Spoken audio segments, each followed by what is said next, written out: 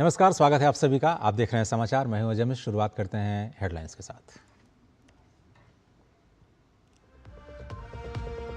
बंगाल में पहली बार बनेगी बीजेपी की सरकार। प्रधानमंत्री ने कहा, पहली कैबिनेट में मंजूर होगी आयुष्मान भारत योजना। महिला आरक्षण के विरोधियों को मिला सबक। अब यूपी में भी महिलाओं का गुस्सा सहने के लिए तैयार रहे समाजवादी पार्टी। तमिलनाडु में टीवी के चीफ विजय ने राज्यपाल को लिखी चिट्ठी। सरकार बनाने के लिए आमंत्रित करने का किया अनुरोध, लेकिन अभी तक साफ नहीं है गठबंधन की तस्वीर।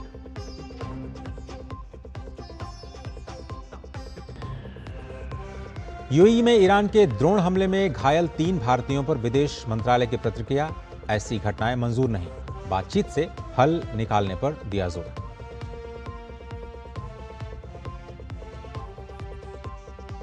सीएए की वैधता को चुनौती देने वाली याचिकाओं पर सुप्रीम कोर्ट में आज से अंतिम सुनवाई।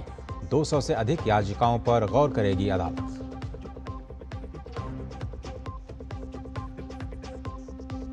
और वियतनाम के राष्ट्रपति आज से 3 दिवसीय भारत दौरे पर। प्रधानमंत्री मोदी के साथ व्यापार, निवेश और रणनीतिक सहयोग पर होगी द्विपक्षीय वार्ता। और बंगाल में बीजेपी की जो सुनामी चली है, उसके बाद सबसे बड़ा सवाल यह है कि कौन मुख्यमंत्री बनेगा। इसके लिए बीजेपी की ओर से अभी केंद्रीय पर्यवेक्षक नियुक्त किए जाएंगे, ताकि वो बंगाल में बीजेपी विधायक दल की मीटिंग कराएं और फिर नेता का नाम सामने आ सके। लेकिन इस दौड़ में अगर सबसे पहला नाम किसी का आता है तो वह है शुभेंदु अधिकारी, जो भवानीपुर में सबसे बड़ा उलटफेर करके बंगाल की जीत को और पावरफुल बना रहे हैं। उन्होंने मुख्यमंत्री ममता बनर्जी को 15,000 से ज्यादा वोटों से हराया।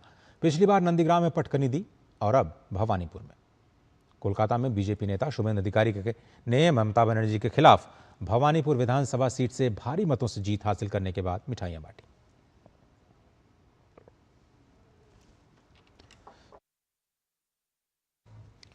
इसके बाद उन्होंने कहा कि ममता को हराना बहुत जरूरी था और इस हार के बाद ममता का राजनीतिक करियर ही खत्म हो गया है। ये बहुत जरूरी था। ममता बनर्जी का हराना बहुत जरूरी था। ममता बनर्जी का राजनीतिक संन्यास अभी हो गया है। 21 में नंदीग्राम में हारी, इस बार हार गया। इस बार भी हारा 15,000 से ज्यादा वोट से।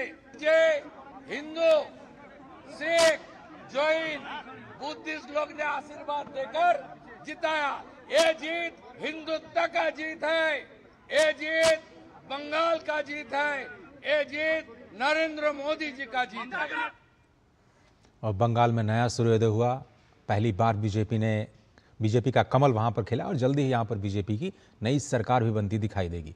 बंगाल में प्रधानमंत्री मोदी पर भरोसा साफ दिखा और उनके विकास के वायदों के प्रति विश्वास इस जनादेश में दिखाई दिया है। बंगाल में विशाल जीत के बाद कल शाम पीएम जब बीजेपी मुख्यालय पहुंचे तो वहां पर उनका खास बंगाली लुक चर्चा में रहा। पीएम का बंगाली अंदाज सुर्खियां बटोर रहा है। लगातार हमने देखा कि पारंपरिक परिधान में प्रधानमंत्री जहां भी जाते हैं नजर आते हैं। उस दिन के, उस वक्त के कार्यक्रम के अनुसार धोती कुर्ता, बंगाली धोती कुर्ता में एक सांस्कृतिक संदेश उन्होंने संपूर्ण भारत को दिया, सांस्कृतिक एकता का संदेश। और बीजेपी मुख्यालय में उनकी जो एंट्री थी, राजनीतिक नहीं बल्कि एक सांस्कृतिक स्टेटमेंट भी बनी।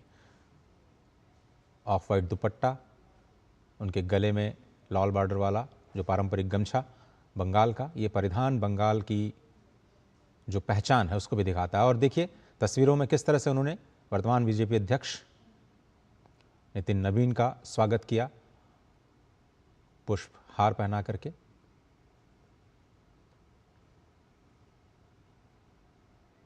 और प्रधानमंत्री पहले ही खुद को एक कार्यकर्ता और नितिन नवीन को अपना बॉस कह चुके हैं। नितिन नवीन का नाम अब इतिहास में दर्ज हो चुका है, क्योंकि बंगाल की धरती पर पहली बार कमल खिलाने का श्रेय काफी हद तक उन्हीं को जाएगा।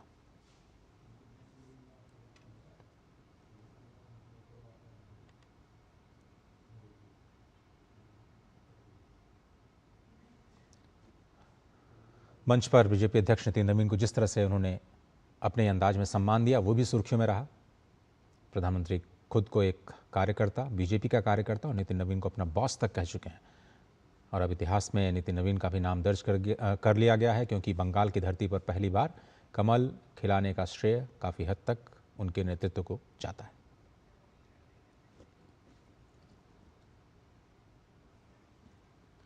और पीएम मोदी ने आखिर अपने विजय संदेश में कल क्या कुछ कहा, इस पर भी गौर करना ज़रूरी है, क्योंकि न सिर्फ बंगाल, असम, पुडुचेरी, केरलम और तमिलनाडु की बात करें, उन्होंने उत्तर प्रदेश में होने वाले चुनाव से भी जुड़ी कई ऐसी बातें कहीं जिन्होंने विरोधी दलों की बेचैनी बढ़ा दी है।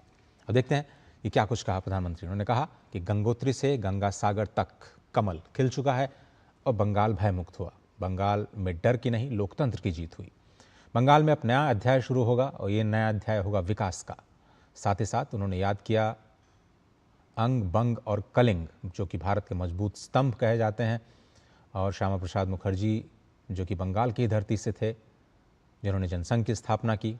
उनको याद करते उन्होंने कहा कि डॉक्टर मुखर्जी की आत्मा को शांति मिली होगी। साथ ही साथ बंगाल की जीत का श्रेय उन्होंने लाखों करोड़ों कार्यकर्ताओं को दिया और स्पष्ट संदेश ये दिया कि अब आगे बंगाल में प्रतिशोध की नहीं बल्कि विकास की राजनीति होगी। जिस तरह से पिछले 3 विधानसभा चुनाव में प्रतिशोध की राजनीति ने बंगाल को बर्बाद तक किया, और सबसे बड़ी बात उन्होंने कही कि घुसपैठियों के खिलाफ जो उनका एक्शन है उस पर रणनीति बनाई जाएगी। और बंगाल जिन केंद्र की योजनाओं से अभी तक लाभ नहीं प्राप्त कर पाया, उसकी पहली बानगी ये कि पहली कैबिनेट में ही आयुष्मान योजना का शुभारंभ किया जाएगा। साथ ही साथ उन्होंने ये कहा कि महिला आरक्षण के विरोधियों को भी एक बड़ा सबक मिला है। समाजवादी पार्टी को भी महिलाओं का आक्रोश सहना पड़ेगा। स्पष्ट तौर पर उत्तर प्रदेश विधानसभा की तरफ संकेत करते हुए उन्होंने कहा कि जो विपक्ष ने एकजुटता दिखाई महिला आरक्षण के विरोध में, उसका खामियाजा उन्हें भुगतना पड़ेगा। भाजपा को हर जगह जीत मिल रही है और इस वंदे मातरम के 150वें साल में इस जीत का भी बहुत बड़ा महत्व है। नागरिक देवो भव, इस मंत्र को उन्होंने याद किया और उन्होंने कहा कि माँ गंगा का आशीर्वाद लगातार उनके साथ रहा है और स्वयं अपने काशी प्रवासों के दौरान भी वो इस बात को कहते रहे हैं। कम्युनिस्ट सरकार नहीं बना पाई और कम्युनिस्टों को जनता ने सरकार से बाहर कर दिया और अब पूरे देश में कहीं भी कम्युनिज्म की सरकार नहीं है। ये प्रधानमंत्री ने रेखांकित किया इस बात को। पुडुचेरी का भी जिक्र किया, आसाम में एक माँ कामाख्या का जिक्र किया। उन्होंने कहा माँ कामाख्या का भी हम सभी पर आशीर्वाद है और इस बार देखा किस तरह से प्रचंड जीत आज कल के विधानसभा चुनाव के नतीजों में आसाम में भी देखने को मिली। पुडुचेरी, जहाँ पर एनडीए की लगातार दूसरी बार सरकार बनी है, उन्होंने कहा कि युवाओं के लिए लगातार काम करती रहेगी सरकार और सरकार को अब विवाद नहीं चाहिए, जनता को विवाद नहीं चाहिए, लेकिन विकास चाहिए। और केरल में भी भाजपा पर लोगों का भरोसा बढ़ रहा है। और पीएम मोदी ने कहा कि बीजेपी की प्रचंड जीत से पश्चिम बंगाल में नया अध्याय जुड़ा है। बंगाल में बड़ा परिवर्तन हुआ है और बंगाल के लोगों को डरने की जरूरत नहीं। पीएम मोदी ने राजनीतिक दलों से अपील की है कि हिंसा के अंतहीन चक्र को अब हमेशा के लिए खत्म करें और आगे विकास पर ध्यान केंद्रित करें। के भाग्य में आज से एक नया अध्याय जुड़ गया है। आज से बंगाल भय मुक्त हुआ है, विकास के भरोसे से युक्त हुआ है। बांग्लाय परिवर्तन होए गेछे।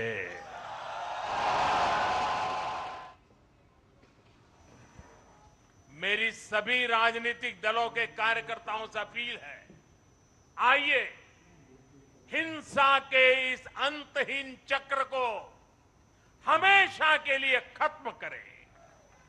किसने किसे वोट दिया, किसे नहीं दिया, उससे ऊपर उठकर बंगाल की सेवा के लिए काम। और बीजेपी में अभी भी शामिल हुए राघव चड्ढा कुछ बयान दे रहे हैं। आज उनका कार्यक्रम था राष्ट्रपति से मिलने का। के खिलाफ एक बहुत ही डेंजरस वेंडेटा पॉलिटिक्स कर रही है। हमने 24 अप्रैल 2026 को आम आदमी पार्टी को त्यागा, भारतीय जनता पार्टी में विलय करी और उसके बाद से लगातार हमारे तमाम सांसदों का उत्पीड़न शुरू कर दिया गया।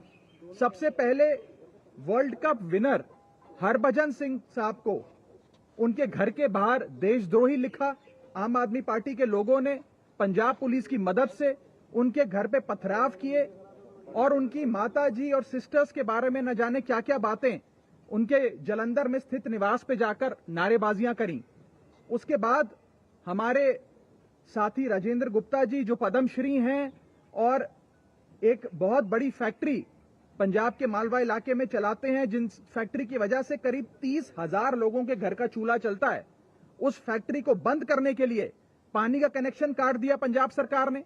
पॉल्यूशन बोर्ड जो पंजाब सरकार का विभाग है उसने जाकर रेड करी और वहां पर फैक्ट्री किस प्रकार से बंद करी जाए वो कार्रवाई शुरू कर दी। और हद तो तब हो गई जब हमारे साथी सांसद संदीप पाठक जी जो IIT के प्रोफेसर थे, जिनकी तारीफें करते आम आदमी पार्टी थकती नहीं थी, उनके खिलाफ 2 मिलिशियस और फैब्रिकेटेड FIR दर्ज कर दी और यह मीडिया के माध्यम से फैला दिया गया कि अब इन्हें गिरफ्तार किया जाएगा। मैं सीधे तौर पर आम आदमी पार्टी को कहना चाहता हूं कि आप ये विजिलेंस, ये पॉल्यूशन बोर्ड, ये पंजाब पुलिस का सहारा लेकर जो बदले की भावना से कार्रवाई कर रहे हैं, ये एक डेंजरस खेल है जिसकी शुरुआत तो आपने कर दी है, लेकिन इसका अंत बहुत खराब होने जा रहा है। इन चीजों से बचिए, इन चीजों को बंद करिए।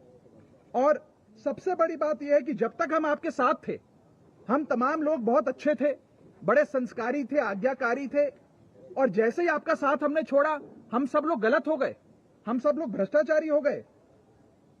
सूत्रों के मुताबिक यह बताया जा रहा है कि अगला टारगेट मैं होऊंगा। अब ये मेरे पर भी कोई कार्रवाई करने जा रहे हैं। मैं पहले ही आप लोगों को सूचित कर देता हूं कि कोई मनगढ़ंत मुकदमा ये लोग अवश्य मेरे खिलाफ बनाने का भी प्रयास कर रहे होंगे, क्योंकि इन्होंने हर संभव प्रयास करा कि हम सबकी छवि को भी खराब किया जाए।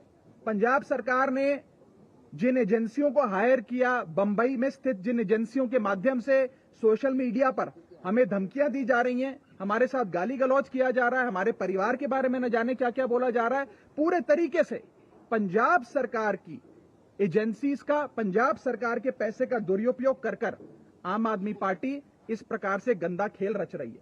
इसीलिए मैंने कहा था कि आम आदमी पार्टी में एक टॉक्सिक वर्क कल्चर है और भ्रष्टाचार और कॉम्प्रोमाइज लोगों के हाथ में, भ्रष्टाचारी और कॉम्प्रोमाइज लोगों के हाथ में आम आदमी पार्टी पूरी तरीके से फंस कर रह चुकी है। ये जो ये पॉल्यूशन बोर्ड के नोटिस हैं या FIRs हैं, वो इतने फ्रिवलियस हैं that they are not worth the paper they are written on. Judiciary में इन तमाम दस्तावेजों को फाड़ कर फेंक दिया जाएगा, लेकिन जिस प्रकार से मशीनरी का, सरकारी मशीनरी का दुरुपयोग हो रहा है, ये आज आप सबके सामने आना बहुत जरूरी था। मैं अंत में बस इतना ही कहना चाहूंगा कि आम आदमी पार्टी के पास एक राज्य में सरकार है और एक राज्य की पुलिस है। भारतीय जनता पार्टी के पास 21 राज्यों में सरकार है। आप जो एक गंदा खेल शुरू कर रहे हैं प्रतिशोध का, बदले का, वो कहां जाकर रुकेगा उसकी कल्पना भी आप नहीं कर सकते। इससे बचिए। और अंत में मैं बस पंजाब सरकार के अधिकारियों को भी कहना चाहूंगा कि आप सब बहुत सम्मानित लोग हैं। इनके आम आदमी पार्टी सरकार द्वारा जो आपको डराया जा रहा है, नेताओं द्वारा डराया जा रहा है, OSDs द्वारा डराया जा रहा है कि आपका तबादला कर देंगे, आपको सस्पेंड कर देंगे अगर आपने हम 6-7 लोगों के खिलाफ कार्रवाई नहीं करी। मैं उन अधिकारियों को भी कहना चाहता हूं कि आप उनकी धमकियों से डरिए मत। आम आदमी पार्टी की पंजाब सरकार चंद महीनों की सरकार है। अब उनका बहुत जल्द पंजाब से सफाया होने जा रहा है। उसके बाद ये तमाम लोग शताब्दी में बैठकर दिल्ली पहुंच जाएंगे। तो इनके डर और इनकी धमकियों से आप बिल्कुल भी अपने आप को इन्फ्लुएंस मत होने दीजिए। कानून के तहत और देश हित में फैसले लीजिए। बस मैं इतना ही कहना चाहूंगा। और अंत में जो लोग खुद राजघाट जाते हैं, महात्मा गांधी जी की समाधि पर सत्याग्रह का सहारा लेने, आज वही लोग पंजाब की मशीनरी का इस्तेमाल कर चुन चुनकर हम सबके खिलाफ कभी विजिलेंस, कभी दिल्ली पुलिस, कभी पॉल्यूशन बोर्ड से कार्रवाई कर रहे हैं। ये जनता के सामने आना जरूरी है और खास तौर पे पंजाब की जनता के सामने तमाम चीजें आनी बहुत जरूरी थी। मैं अनुरोध करूंगा संदीप जी से आगे की बात रखिए।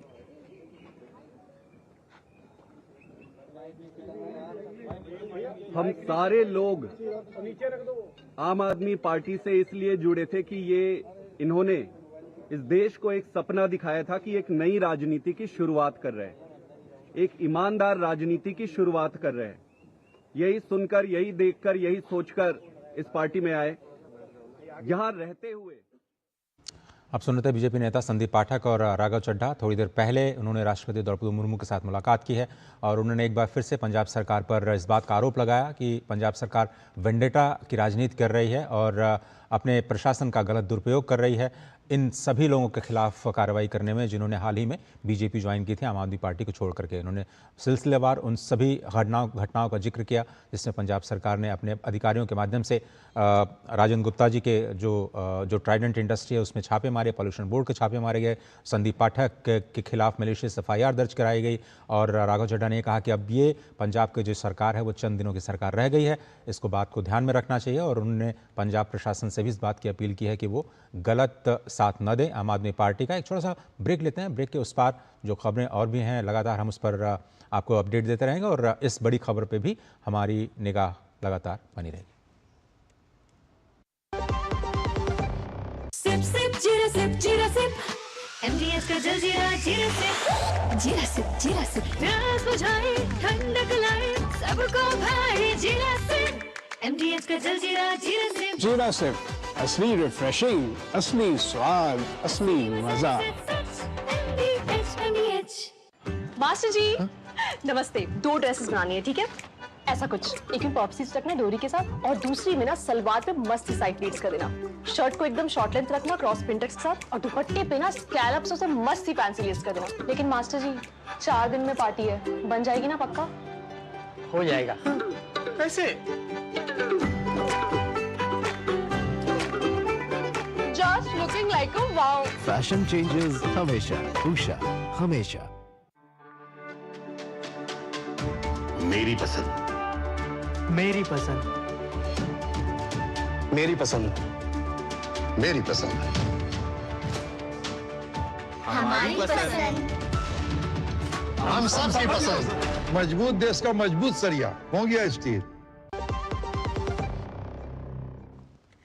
स्वागत है, आप देख रहे हैं समाचार और हम लगातार विधानसभा चुनाव से जुड़ी खबरें आप तक पहुंचा रहे हैं और हमने इस बात की चर्चा की कि किस तरह से बंगाल में जो प्रचंड जीत मिली उसके बाद प्रधानमंत्री नरेंद्र मोदी ने देश और दुनिया को संबोधित किया और उसमें कई बड़े बातें कहीं जो देश की राजनीति को आज से बदलने जा रही है। सौरभ दत्ता हमारे साथ कोलकाता से जुड़ रहे हैं, संवाददाता जिन्होंने लगातार बंगाल चुनाव पर अपनी निगाह रखी है और ज़मीन से जुड़े रहे। सौरभ, बहुत धन्यवाद। आपसे एक बार फिर से हम आपसे ये चर्चा करना चाहेंगे कि अब आगे बंगाल में जब आज एक नई सुबह हुई है, कैसा माहौल है वहाँ पर? कल के बाद तो आज काफ़ी बदलाव आपको नज़र आ रहा होगा और यहाँ से किस तरह से फिजा में आपको रंग बदलते हुए दिखाई दे रहे हैं कोलकाता की हवा में?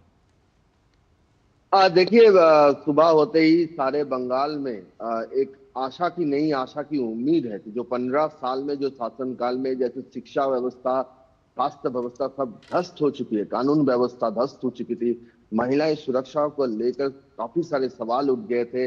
आरजीकर, जिसमें आरजीकर का जो इंसिडेंट है वो सबसे आगे आज भी 1.5 साल 2 साल बाद आज भी लोगों के जहन में है। फिर कौशबा लॉ कॉलेज की घटना है, तो सारी जो बंगाल की जो हर कोने पर हर एक व्यक्ति की अपनी जो ख्वाहिश है, जिस ख्वाहिश को लेकर उन्होंने ये परिवर्तन किया है, वो उम्मीद देखने को मिल रहा है। अगर आप शहर की बात करेंगे तो लोगों में ये चर्चा हो रहा है कि चलिए अब मेट्रो प्रोजेक्ट जो रुका हुआ था, जो चिंगड़ी घाटा से सॉल्टलेक में खड़ा हूँ, तो सेक्टर 5 के जो लोग अभी यहाँ के जो इंफॉर्मेशन टेक्नोलॉजी सेक्टर में काम करने वाले जो लोग हैं, IT सेक्टर के जो लोग हैं, वो ये अपने आप में ये चर्चा कर रहे थे, चलिए अब तो 315 मीटर का जो रुका हुआ था वो उसका ब्लॉकेज होकर वो आराम से ऑफिस आ सकते हैं। तो वही चल के आप अगर दूसरी ओर छोड़ जाएंगे तो बहुत सारे ऐसे मेट्रो के प्रोजेक्ट है सिटी में जो अभी रुके हुए थे। उनका मानना है कि ये सारी चीजें अब ठीक होगा। जो युवाएं नौकरी के उम्मीद लगाए बैठे हैं वो मानते हैं कि चलिए अब स्कूल में जो सरकारी जो स्कूल है, तो आप वो कह रहे हैं कि जो उम्मीदें हैं सबकी अपने अपने हिसाब से सब लोग ये सोच रहे हैं कि बदलाव होंगे और पॉजिटिव बदलाव होंगे, लेकिन थोड़ा सा जो बंगाल की लॉ एंड ऑर्डर स्थिति है उस पर भी हम आपसे चर्चा करना चाहेंगे। कल छिटपुट जगहों पर जो हमने देखा था कि आक्रोश थोड़ा सा दिखाई दिया नतीजों के बाद में, अभी कमोबेश पूरे बंगाल से आपको किस तरह की खबरें दिखाई दे रही हैं? क्या बदले की राजनीति जिसके लिए टीएमसी जानी जाती है, और प्रधानमंत्री ने कल कहा कि भाई अब हमें बदले की राजनीति नहीं बदलाव की राजनीति करनी है, शांति व्यवस्था लॉ एंड ऑर्डर किस तरह से? अजय जी, 2021 में और 2026 में सबसे बड़ा फर्क है। 2021 के रिजल्ट निकलने के बाद 5 बजे में ही एक बीजेपी कार्यकर्ता का मौत हुआ था। मौत बोलना भूल होगा, उनको मारा गया था, मारा पीट कर। अभिजीत दास उनका, वो आज भी बेलेघाटा के रहने वाले हैं, लेकिन आज तक अब तक 24 घंटे होने को है, लेकिन अब तक आपको किसी जगह पे छुटपुट जो घटनाएं हैं वो घटी है, वो भी एक इमीडिएट रिएक्शन था। लेकिन उसके बाद कहीं से भी इतनी बड़ी कोई खबर नहीं आ रही है कि बहुत को मारा गया, पीटा गया, या फिर लाशें गिरने की जो खबर मिलती तो वो नहीं है। और चुनाव आयोग के तरफ से भी अब भी साफ तरीके से कहा गया कि कोई भी हिंसा की घटना को अलाउ नहीं किया जाएगा और सब में कार्रवाई होगा। कल शहर में यहाँ पे रूबी मोड़ कहते हैं हम, वहाँ पर रूबी मोड़ में जहाँ पर एक तोड़फोड़ की घटना घटी, और जहां जहां थोड़े बहुत टीएमसी के जो कार्यालय है उन पर हमले की घटना हुई है, तोड़फोड़ की घटना हुई है, उन सारे मामलों में कंप्लेन दर्ज किया जाएगा। खासकर रूबी मोड़ मामले में तो एफआईआर दर्ज किया जाएगा, ये चुनाव आयोग से स्पष्ट कर दिया गया है। तो कानून व्यवस्था जिसके बारे में आप कह रहे हैं कि कानून व्यवस्था मतलब लॉ एंड ऑर्डर जो सिचुएशन है उसमें कोई रंग नहीं देखा जाता है, कौन व्यक्ति क्या किया जाए वो देखा नहीं जाता। चलिए, आप कह रहे हैं कि शांति व्यवस्था बनी हुई है सौरभ, लेकिन अब सभी के मन में ये सवाल है कि भाई अब नई सरकार बनाने की जो प्रक्रिया है उसकी शुरुआत की जाएगी, कहाँ से पहल होगी, कब तक ममता बनर्जी की तरफ से क्या कुछ कहा जा रहा है, कब तक वो इस्तीफा दे सकती हैं, शायद वो शाम को प्रेस कॉन्फ्रेंस भी करने वाली हैं, कब तक ये सब कुछ होगा, और नई सरकार बनने का कुछ आपको सुनाई दे रहा है, कब तक टाइमलाइन शपथ ग्रहण की? इसका तो दो पहलू है। पहला पहलू ये है कि 2021 के बाद भी ममता बनर्जी अपना हार स्वीकार नहीं किए थे, और 2026 में भी वही हाल। इसको लेकर आज वो एक प्रेस कॉन्फ्रेंस करेंगे, और मोटे तौर से जो मालूम ही हो रहा है कि वो यही कहेंगी कि चुनाव जो हुआ है, कि कल भी जो रिएक्शन उन्होंने दिया है, उनका कहना था कि 100 क्षेत्र ऐसे हैं जहां पर 100 सीटें ऐसे हैं जहां पर चोरी करके जीता गया है, जीते हैं भाजपा कैंडिडेट ने, और खुद की भी उनका यही मानना है कि उनका सीट भी भवानीपुर भी ऐसा ही कुछ हुआ है। तो यही सारी बातें हो सकते हैं। आगे चल के देखना पड़ेगा कि टीएमसी क्या ऐलान करती है, क्या घोषणा करती है, वो क्या सच में हार को मानती है, फिर इसको चैलेंज करके, जैसे एसआईआर को चैलेंज करके अदालत में गई थी, चुनाव प्रोसेस को चैलेंज करके अदालत में गई थी, इस बार भी वही कुछ रवैया होता है नहीं। और इसमें कांग्रेस का क्या, खास करके सेंट्रल कांग्रेस लीडरशिप कैसे इसको रिएक्ट करते हैं। राहुल गांधी का फोन तो आया है, ये खबर आया है, और कपिल सिब्बल भी ममता बनर्जी को सपोर्ट किए हैं। और दूसरी पहलू है भाजपा कार्यकर्ता की जो छवि है, मैं वो देखना चाहता हूँ। देखना, आप देख ही सकते हैं मेरे पीछे भाजपा कार्यकर्ता के जो छवि है।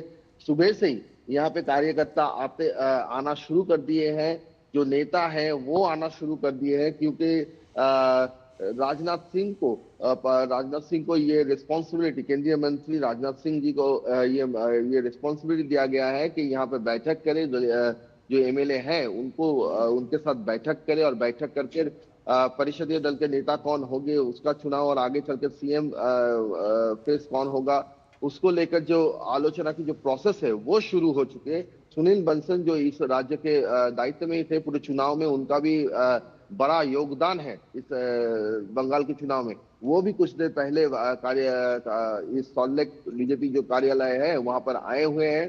तो ऐसा माना जा रहा है कि रात तक राजनाथ सिंह, केंद्रीय मंत्री राजनाथ सिंह जी आएंगे, और आकर यहाँ पर एक के बाद एक बैठक होगा। गृह मंत्री अमित शाह जी की आने की एक चर्चा हो रही है, लेकिन अभी कोई कंफर्मेशन नहीं है।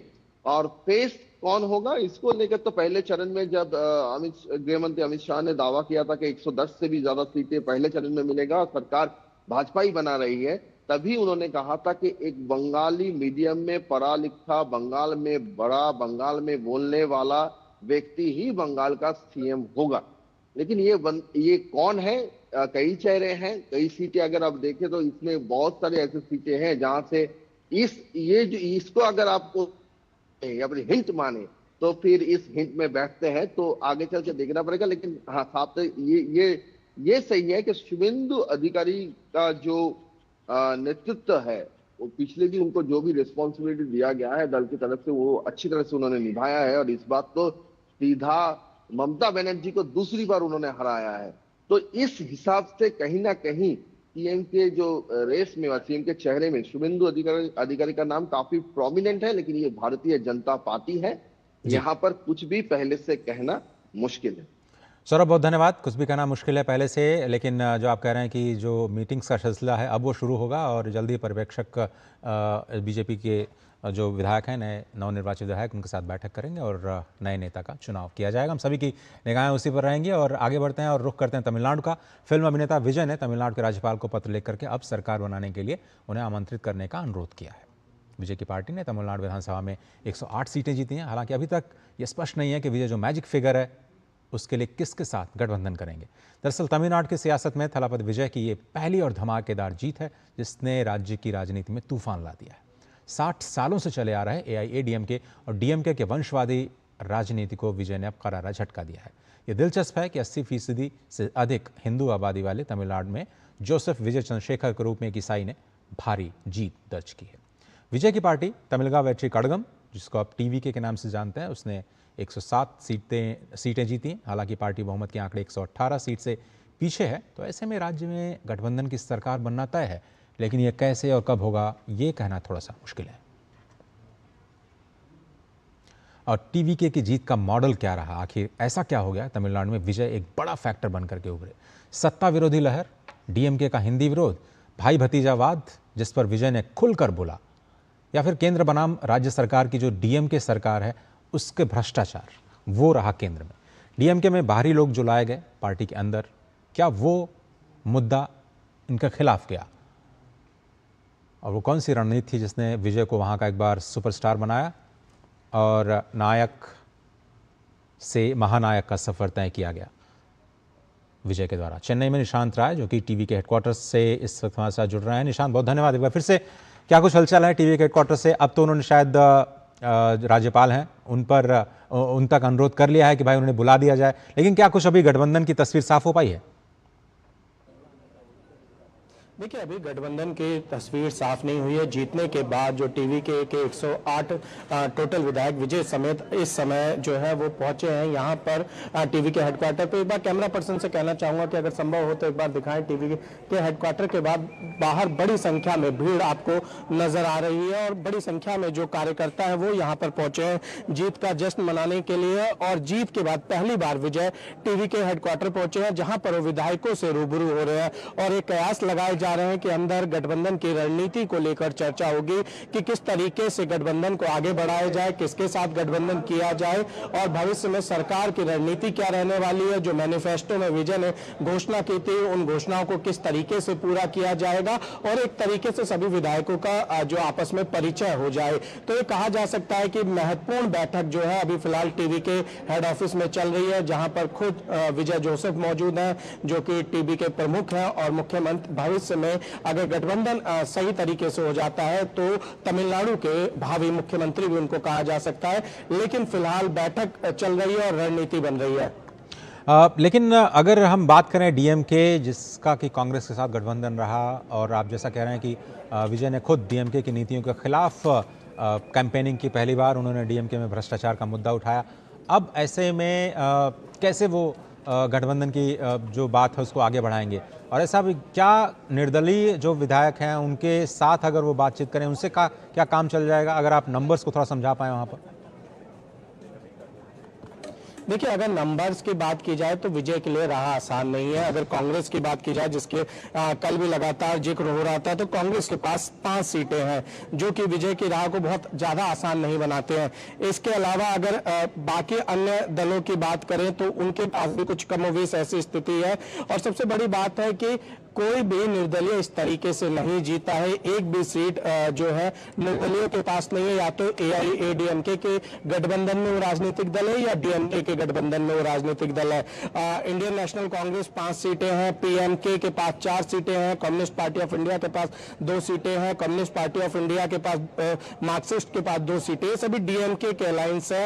इंडियन मुस्लिम लीग की अगर बात करें उनके पास 2 सीटें हैं और BJP के पास 1 सीट है, AMMK के पास 1 सीट है और VCK के पास 2 सीटें हैं जो कि DMK अलायंस है। तो ये कहा जा सकता है कि या तो DMK अलायंस है या AIADMK अलायंस है। और सबसे बड़ी बात है कि अभी विजय के पास टोटल 108 सीटें हैं, 10 सीटें उनको चाहिए और 10 सीटों की राह बहुत आसान नहीं है। और अगर ये छोटे गठबंधन दलों को साथ में लाकर गठबंधन करते हैं तो सरकार चलाना बहुत मुश्किल होगा। ऐसे में विजय अगर कांग्रेस के साथ जाएंगे तो कांग्रेस पे जो मुस्लिम लीग का एक ठप्पा लगा हुआ है और जो तुष्टिकरण की राजनीति का एक ठप्पा तमिलनाडु में लगा हुआ है वो भी विजय के साथ जाएगा। वहीं दूसरी तरफ विजय अगर AIADMK के साथ आते हैं तो किस तरीके से पॉलिटिक्स करेंगे, क्योंकि DMK ने AIADMK को दिल्ली बनाम तमिलनाडु के बहाने बहुत ज्यादा घेरा था।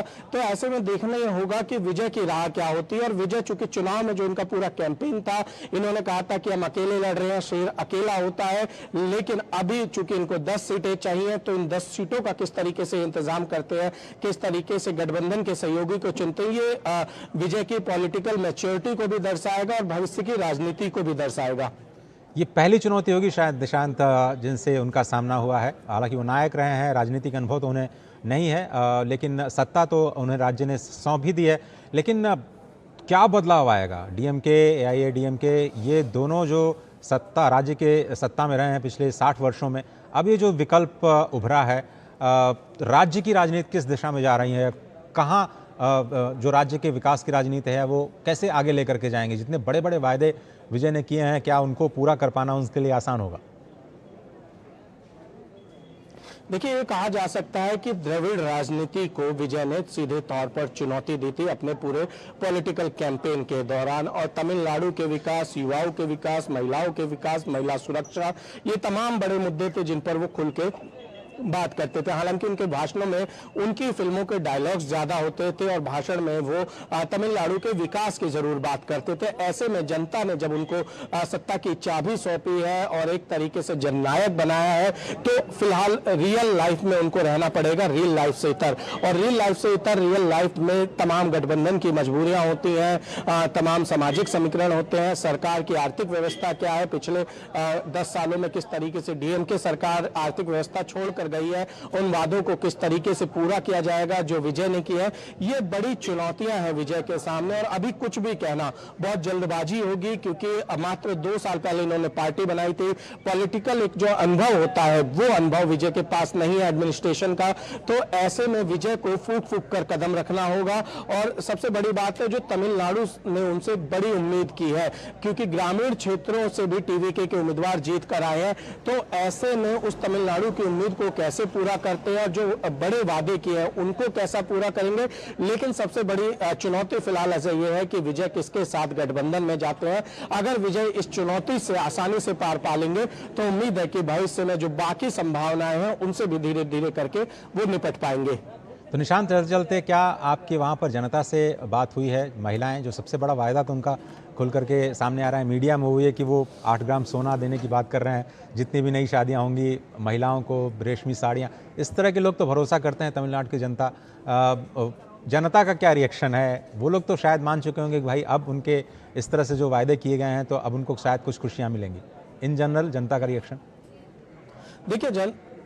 देखिए, जनता बेहद उत्साहित नजर आ रही थी और जब विजय यहाँ पर आए तो सीटियां बजाई जा रही थी, जनता के द्वारा चीख मारी जा रही थी और एक तरीके से जनता विजय के इस सेलिब्रेशन में खुद को शामिल कर रही थी। सबसे बड़ी बात है कि विजय की रैलियों में जो भीड़ आ रही थी, स्वाभाविक तौर पर चूंकि संगठन धरातल पर नहीं था, लोग खुद चलकर आ रहे थे चुनावी कैंपेन के दौरान। और ऐसे में आज भी सुबह से लोग विजय का इंतजार कर रहे थे जब वो पार्टी दफ्तर पहुंचने वाले थे। तो जनता को विजय से ढेर सारी उम्मीदें हैं और जो वादे किए गए हैं, खासकर महिलाओं को लेकर 8 ग्राम सोने की जहां तक बात है, तो ये तमाम वादों को विजय कैसे पूरा करेंगे। और ये कहा जा सकता है कि एमजीआर, जयललिता के बाद विजय ने जरूर तमिलनाडु में इतिहास रचा है, लेकिन तब की तरह अब राहें आसान नहीं है। अब सोशल मीडिया भी है, अब विजय को हर एक पैमाने पर खड़ा उतरना होगा। तब ना तो इतना मीडिया, ना सोशल मीडिया जो कि एनालिसिस करता था कि किस तरीके से सरकार चल रही है, लेकिन अब सरकार की हर बारीकी पे नजर रखी जाती है। तो ऐसे में विजय को बेहद संभल कर चलना होगा और विजय के तमाम जो सहयोगी हैं वो भी इतने अनुभव वाले नहीं है। तो देखना होगा कि विजय किस तरीके से अपने वादों को पूरा करते हैं। फिलहाल जनता बेहद खुश नजर आ रही है कि तमिलनाडु में एक सत्ता परिवर्तन हुआ है, एक नई पार्टी को उन्होंने मौका दिया है, विकल्प को मौका दिया है। और विकल्प राज्य को किस दिशा में लेकर के जाता है, बस देखने वाली बात होगी। थोड़ा सा इंतजार करना होगा, लेकिन राज्य को नया मुख्यमंत्री जरूर मिल सकता है और विजय ने इसकी शुरुआत कर दी है, राज्यपाल को चिट्ठी लिख दी है। छोटा सा ब्रेक लेते हैं, ब्रेक के उस पार खबरें और भी हैं, आप देखते रहिए डीडी न्यूज। चमकी चाट से क्या बना है? आलू चाट या फ्रूट चाट, स्वाद बनाए चमकी चाट, स्वादिष्ट पकोड़े और बरसान, हर चमकी चाट है इसकी जान, चमकी चाट है इसकी जान, हर जुबान पे ये छाया। अब बताओ स्वाद आया? असली स्वाद सिर्फ चंकी चाट। हर सपना किसी मजबूत नींव पर खड़ा होता है। हर पुल, हर इमारत, हर सफर भारत की प्रगति की डोर है। Steel authority of India limited, जहां विज्ञान सपनों को आकाश देता है, वहां भी है सेल। सेल देश की सुरक्षा का अटूट कवच। जहां स्वास्थ्य और देखभाल की बात हो, वहां भी है सेल। हर घर, हर सपना, हर विजय देश के कण कण में छुपा है। सेल का भरोसा हर किसी की जिंदगी से जुड़ा हुआ है। सेल। मास्टर जी नमस्ते, 2 ड्रेसेस बनानी है, ठीक है? ऐसा कुछ, एक में पॉप्सीज रखना डोरी के साथ और दूसरी में ना सलवार पे मस्त साइड प्लीट्स कर देना। शर्ट को एकदम शॉर्ट लेंथ रखना क्रॉस प्रिंटेक्स के साथ और दुपट्टे पे ना स्कैलप्स से मस्त ही फैंसी लेस कर देना। लेकिन मास्टर जी 4 दिन में पार्टी है, बन जाएगी ना पक्का? हो जाएगा। कैसे? Just looking like a wow. Fashion changes हमेशा, उषा हमेशा। जब धरती चीर कर निकलता है लोहे का पत्थर और मिलता है मोंगिया के जोश से, फिर तपता है, पिघलता है और बनता है फौलाद। अब होता है सरिया सारी खूबियों के साथ। मोंगिया स्टील, मजबूत देश का मजबूत सरिया। आगे बढ़ते हैं और बात करेंगे केरलम की। केरलम की बात करें तो त्रिवेंद्रम रोड पर कांग्रेस महासचिव केसी वेणुगोपाल के पोस्टर्स लगे हैं। केसी वेणुगोपाल के पोस्टर लगने के कई मायने हो सकते हैं।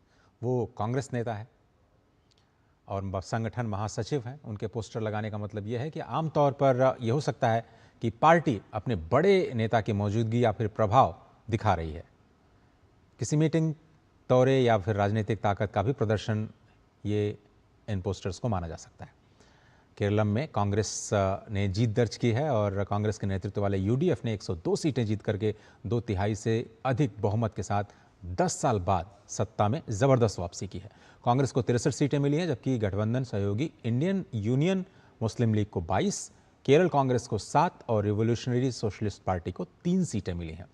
Kerala Congress, Jacob, Revolutionary Marxist Party of India और Communist Marxist Party Kerala State Committee को 1-1 सीट मिली है। यूडीएफ से संबद्ध 4 निर्दलीय उम्मीदवार भी जीत हासिल करने में सफल रहे हैं। वहीं माकपा के नेतृत्व वाले वाम एलडीएफ को हार का सामना करना पड़ा। माकपा को 26, भाकपा को 8, राष्ट्रीय जनता दल को 1 सीट मिली। भारतीय जनता पार्टी ने राज्य विधानसभा चुनाव में पहली बार खाता खोलते हुए 3 सीटें हासिल की हैं। अब पुडुचेरी में विधानसभा चुनाव में All India NR Congress AINRC के नेतृत्व वाले राष्ट्रीय जनतांत्रिक गठबंधन यानी राजग ने बहुमत हासिल करके अपनी सत्ता बरकरार रखी है। AINRC ने 12 सीटें और उसके गठबंधन सहयोगी भारतीय जनता पार्टी ने 4, अन्ना द्रमुक और LJK ने 1-1 सीट पर जीत हासिल की। कांग्रेस के नेतृत्व वाले गठबंधन को 6 सीटें मिली हैं, जिसमें कांग्रेस ने 1 और द्रमुक 5 सीटों पर विजयी हुई है। तमिलनाडु में भारी जीत हासिल करने वाली सी जोसेफ विजय की पार्टी तमिलगा वेट्री कड़गम यानी टीवी के नेतृत्व वाले गठबंधन ने 2 सीटें जीती हैं। NYMK ने 1 सीट और 3 निर्दलीय उम्मीदवार ने भी चुनाव में जीत हासिल की है। थट्टन चावड़ी विधानसभा सीट से AINRC उम्मीदवार और मुख्यमंत्री N रंगास्वामी विजयी हुए।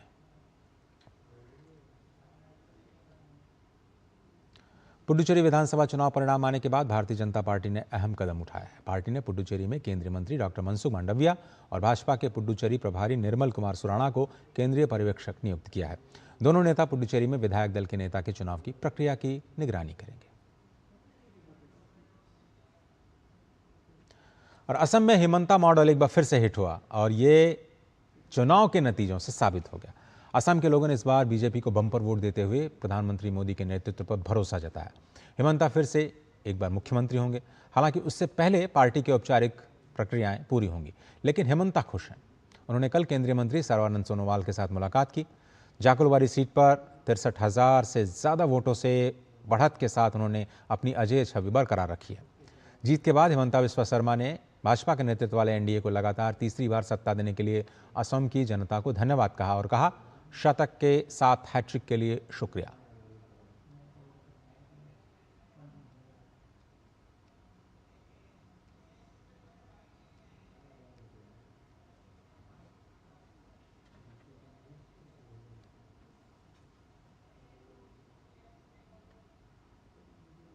असम का जनता को हमारे पार्टी का ओर से बहुत बहुत धन्यवाद देता हूं और प्रधानमंत्री नरेंद्र मोदी जी को जो बीते 10 साल असम को जो मोदी जी ने सेवा किया, इसके लिए मैं मोदी जी को धन्यवाद देता हूं और आगे भी मैं आशा करता हूं कि प्रधानमंत्री जी का नेतृत्व में असम हर बिंदु में आगे बढ़ेगा।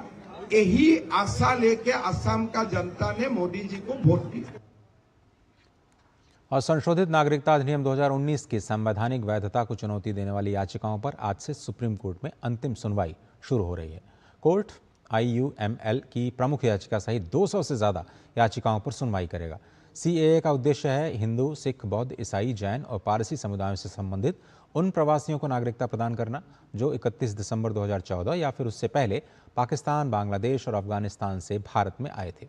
पिछली सुनवाई में प्रधान न्यायाधीश सूर्यकांत, न्यायमूर्ति जय माल्या बागची और न्यायमूर्ति विपुल M पंचोली की पीठ ने 2019-20 से लंबित याचिकाओं पर अंतिम सुनवाई के संबंध में प्रक्रियात्मक निर्देश जारी किए थे। पीठ याचिकाकर्ताओं की दलीलों पर 1.5 दिन तक सुनवाई करेगी और केंद्र को अपनी दलीलें पेश करने के लिए 1 दिन का समय दिया जाएगा। पीठ 12 मई को याचिकाओं पर सुनवाई पूरी कर लेगी। सुप्रीम कोर्ट ने एक महत्वपूर्ण फैसले में अपने विशेष अधिकारों का उपयोग करते हुए कहा है कि जबरन एसिड पिलाए गए लोग और वे पीड़ित जिनके शरीर पर बाहरी विकृति नहीं दिखती लेकिन आंतरिक चोटें हैं, उन्हें भी एसिड अटैक पीड़ित माना जाएगा। चीफ जस्टिस सूर्यकांत और जस्टिस जयमाल बागची की खंडपीठ ने स्पष्ट किया कि ये व्याख्या वर्ष 2016 से प्रभावी मानी जाएगी। कानून में कमी को ये दूर किया गया है। अदालत ने कहा कि right of persons with disability act 2016 जो कि दिव्यांगजन अधिकार अधिनियम है, उसमें एसिड अटैक पीड़ित की परिभाषा केवल उन लोगों तक सीमित थी जिनके शरीर पर एसिड फेंकने से बाहरी विकृति हुई है। इस वजह से ऐसे पीड़ित जिन्हें जबरन एसिड पिला दिया गया या फिर जिनके केवल आंतरिक अंग प्रभावित हुए थे, वे इस कानून का लाभ लेने से वंचित रह जाते थे। इस कमी को दूर करते हुए कोर्ट ने निर्देश दिया कि जब तक कानून में औपचारिक संशोधन नहीं किया जाता तब तक एसिड अटैक पीड़ित की परिभाषा में ऐसे सभी पीड़ित शामिल माने जाएंगे। सरकार को संशोधन का निर्देश अदालत ने दिया है और केंद्र सरकार से कहा है कि वो अधिनियम की अनुसूची में उचित संशोधन करे और इसे विस्तारित परिभाषा को औपचारिक रूप से अधिसूचित करे। सख्त सजा और जिम्मेदारी पर भी टिप्पणी सुनवाई के दौरान कोर्ट ने एसिड हमलों के मामलों में कड़ी सजा की आवश्यकता पर जोर दिया है और सुझाव दिया है कि ऐसे मामलों में सबूत का जो बोझ है वो आरोपी पर डाला जाना चाहिए। विदेश मंत्री S जयशंकर जमैका, सूरीनाम और त्रिनिदाद और टोबैगो के 9 दिनों के दौरे पर हैं। एस जयशंकर ने किंगस्टन में जमैका के प्रधानमंत्री एंड्रयू होलनेस-चैम के साथ मुलाकात की और उन्हें प्रधानमंत्री नरेंद्र मोदी का अभिवादन संदेश दिया। दोनों नेताओं के बीच राजनीतिक, आर्थिक और लोगों के बीच आपसी सहयोग को प्रगाढ़ बनाने पर चर्चा हुई। विदेश मंत्री ने भारत जमैका संबंधों को और मजबूत करने के जमैका के प्रधानमंत्री की प्रतिबद्धता की सराहना की। विदेश मंत्री एस जयशंकर ने जमैका को भारत की ओर से 10 भीष्म क्यूब उपहार स्वरूप भेंट किए। इस मौके पर जमैका के प्रधानमंत्री एंड्रयू होलनेस-चैम, स्वास्थ्य मंत्री क्रिस्टोफर और विदेश मंत्री कामनाज स्मिथ भी मौजूद रहे। भीष्म क्यूब मोबाइल अस्पताल प्रणाली आपदाओं और आपात स्थितियों के दौरान तुरंत तैनात किए जाने वाला एक अस्पताल, छोटा सा अस्पताल डिज़ाइन किया गया है। जमैका के लिए ये क्यूब आपात स्थिति से निपटने के लिए मददगार साबित होगी। भीष्म क्यूब का उपहार दोनों देशों के बीच गहरी दोस्ती, आपदा तैयारियों को लेकर प्रतिबद्धता और नवाचार के परिणाम का प्रतीक है। इसके बाद विदेश मंत्री एस जयशंकर ने जमैका में उद्योग और व्यापार जगत की हस्तियों के साथ मुलाकात की। उन्होंने विविधता, विश्वसनीय साझेदारी, गहरे व्यापारिक संबंधों की आवश्यकता के महत्व को प्रमुखता के साथ सामने रखा। विदेश मंत्री ने द्विपक्षीय और क्षेत्रीय दोनों संभावनाओं के लिए दोनों देशों के बीच आर्थिक सहयोग की संभावनाओं का और अधिक सक्रिय रूप से पता लगाने की आवश्यकता पर बल दिया। एस जयशंकर ने बैठक के आयोजन के लिए उद्योग मंत्री सीनेटर हिल ऑबिन का आभार प्रकट किया। विदेश मंत्री डॉक्टर एस जयशंकर ने जमैका के विदेश मंत्री कामिना स्मिथ और अन्य कैबिनेट मंत्रियों के साथ अहम बैठक की है। उच्च स्तरीय बैठक में भारत जमैका संबंधों की व्यापक समीक्षा की गई। भारत और जमैका ने अपनी रणनीतिक साझेदारी को और अधिक मजबूत करने के लिए नए रास्ते पहचाने हैं। इस दौरान आपसी सहयोग के तहत कई महत्वपूर्ण समझौतों पर भी हस्ताक्षर किए गए। डॉक्टर एस जयशंकर ने बताया कि डिजिटल ट्रांसफॉर्मेशन, सांस्कृतिक आदान प्रदान, खेल और डिजिटल पेमेंट के क्षेत्र में हालिया MOUs को जमीनी स्तर पर प्रभावी ढंग से लागू करने पर चर्चा हुई। वियतनाम के राष्ट्रपति तो लाम आज 3 दिनों के दौरे पर भारत पहुंचेंगे। पहले वे बोधगया जाएंगे और उसके बाद आज ही दिल्ली आएंगे। कल दिल्ली में उनका औपचारिक स्वागत राष्ट्रपति भवन में किया जाएगा। इसके बाद वो राजघाट जाकर के महात्मा गांधी को श्रद्धांजलि देंगे। कल वह हैदराबाद हाउस में प्रधानमंत्री नरेंद्र मोदी के साथ द्विपक्षीय बैठक करेंगे, जिसमें व्यापार, निवेश और रणनीतिक सहयोग के मुद्दों पर चर्चा होगी। दोनों देशों के बीच समझौतों का आदान प्रदान होगा। उनका राष्ट्रपति द्रौपदी मुर्मू से मुलाकात का भी कार्यक्रम है। दौरे के अंतिम दिन वे मुंबई में भारतीय राष्ट्रीय स्टॉक एक्सचेंज का दौरा करेंगे और मुंबई में एक बिजनेस फोरम में भी हिस्सा लेंगे। भारत ने संयुक्त अरब अमीरात में फुजैरा में हुए हमले पर कड़ी प्रतिक्रिया दी है। भारत ने संयुक्त अरब अमीरात के बंदरगाह शहर फुजैरा पर हमले और उसमें 3 भारतीय नागरिकों के घायल होने की घटना को अस्वीकार्य करार दिया और निर्दोष नागरिकों और नागरिक बुनियादी ढांचे को निशाना बनाने की इस शत्रुतापूर्ण कार्रवाई को तत्काल रोकने का आह्वान किया। भारत की यह प्रतिक्रिया उस घटना के एक दिन बाद आई है जिसमें फुजैरा के एक प्रमुख तेल उद्योग क्षेत्र में ड्रोन हमले के कारण आग लग गई थी। इस घटना में 3 भारतीय घायल हो गए थे। संयुक्त अरब अमीरात ने इस हमले के लिए ईरान को जिम्मेदार ठहराया है। भारत ने यह भी स्पष्ट किया कि वो सभी पक्षों के बीच शांतिपूर्ण समाधान के प्रयासों का समर्थन करने के लिए तैयार है।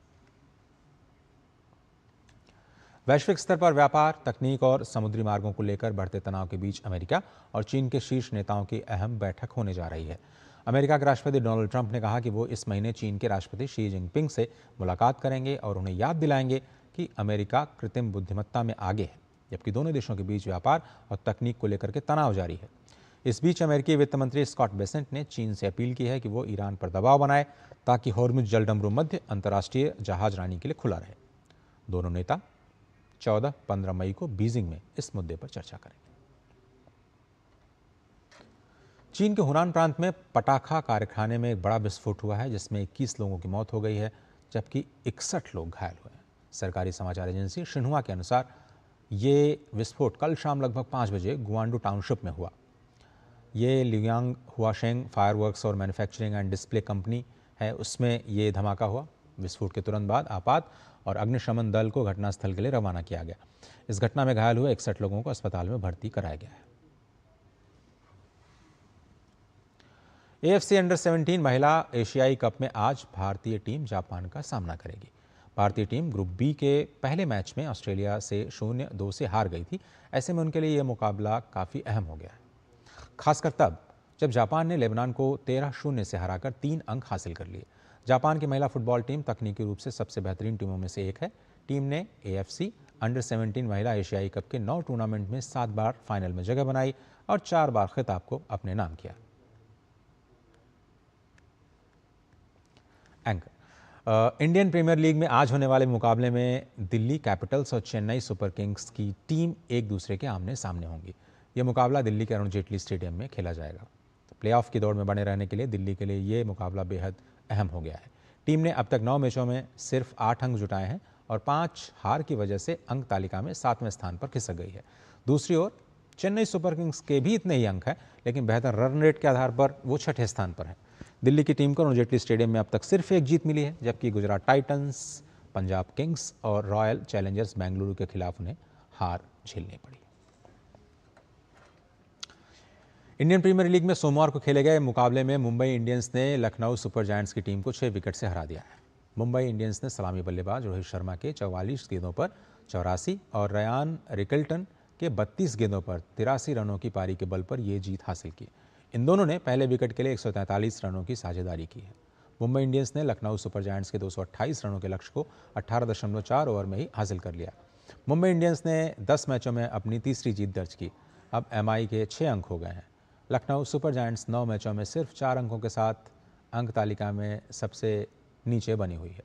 इससे पहले सबसे निचले पायदान पर मौजूद लखनऊ सुपर जायंट्स ने निकोलस पूरन के सीजन के पहले अर्धशतक की बदौलत 5 विकेट पर 228 रन बनाए। ताशकंद में जारी एशियन अंडर 15 और अंडर 17 बॉक्सिंग चैंपियनशिप में भारत के युवा मुक्केबाजों का शानदार प्रदर्शन जारी है।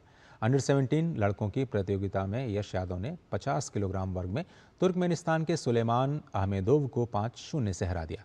वहीं करुणा अल्बर्टसन कोम ने 60 किलोग्राम में ताजिकिस्तान के अली नजरोव को 4-1 से मात दी। अंडर 15 लड़कियों की प्रतियोगिता में जो क्वार्टर फाइनल्स हुआ उसमें खुशी राणा ने 49 किलोग्राम वर्ग में वियतनाम की थी ngoc ट्रुक को पहले राउंड में RSC से हराया। वहीं हंसिका त्री ने 46 किलोग्राम में उज्बेकिस्तान की बिसोबख्तियोरोवा को 5-0 से पराजित किया। अंडर 15 लड़कों की प्रतियोगिता में समीर बोहरा ने 43 किलोग्राम वर्ग में चीनी ताइपे के हाओ टिंग चांग को 5-0 से हरा दिया। भारत के दिग्गज मुक्केबाज MC मैरी कॉम ने ग्लोबल बॉक्सिंग सीरीज का समर्थन किया है। उनके मुताबिक देश में खेल के विकास के लिए ये एक महत्वपूर्ण और उभरते मुक्केबाजों के लिए एक अहम मंच साबित हो सकता है। देश की स्टार मुक्केबाज और 6 बार की विश्व चैंपियन मैरी कॉम एक बार फिर से सुर्खियों में हैं। वजह है ग्लोबल बॉक्सिंग सीरीज को लेकर उनका बयान। मैरी कॉम के मुताबिक देश में बॉक्सिंग के क्षेत्र में प्रतिभा की कोई कमी नहीं है, लेकिन हर प्रतिभा के साथ न्याय हो सके इसके लिए विभिन्न प्लेटफॉर्म्स बेहद जरूरी हैं। इस कड़ी में उनके मुताबिक ग्लोबल बॉक्सिंग सीरीज अहम साबित हो सकती है।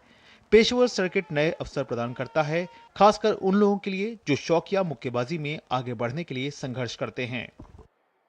बॉक्सिंग में एमेच्योर गेम का अलग है, प्रोफेशनल अलग है और इसमें राउंड लेवल भी अलग है, रूल भी अलग है। ये सारे सिस्टम मतलब ये अलग तरीका से फायदा।